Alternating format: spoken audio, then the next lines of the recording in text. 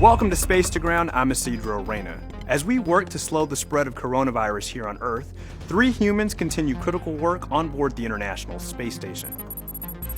The Bartolomeo platform was robotically removed from the trunk of the SpaceX Dragon cargo vehicle. Named for the younger brother of Christopher Columbus, the platform has the capability to host external payloads in low Earth orbit. Bartolomeo offers the station's only unobstructed view both towards planet Earth and into outer space. Application areas include, but are not limited to, Earth observation, robotics, material science, and astrophysics. The Expedition 63 crew arrived at the launch site in Kazakhstan this week, counting down to an April 9th liftoff to the station. NASA astronaut Chris Cassidy shared how he and the crew are staying safe from coronavirus prior to launch.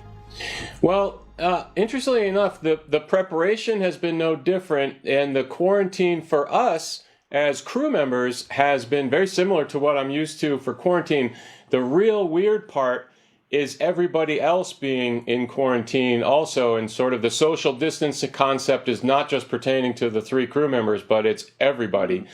And then the other part that's not so operational, but more on the support side, is trying to navigate through all the uncertainties of which people will get to come to launch, friends, family, NASA support personnel, all that kind of stuff has been quite dynamic, as I'm sure you've been experiencing in your own life over the last 7 days.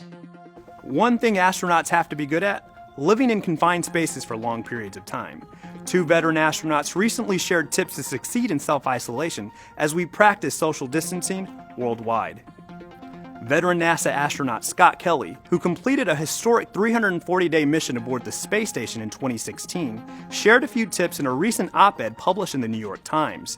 Kelly recommends you follow a schedule, pace yourself, go outside, and consider getting a hobby. Kelly stated, "You will find maintaining a plan will help you and your family adjust to a different work and home life environment." Veteran NASA astronaut Peggy Whitson, who spent a total of 665 days in space, also shared her own tips on CBS This Morning. For those working and parenting from home, Whitson noted it's important to understand the bigger purpose to give you reason and rationale for continuing to put up with the situation. Whitson recommends working on communicating with the people you're living with to maximize your time at home. Keep sending in your questions using the hashtag AskNASA. We'll see you next week.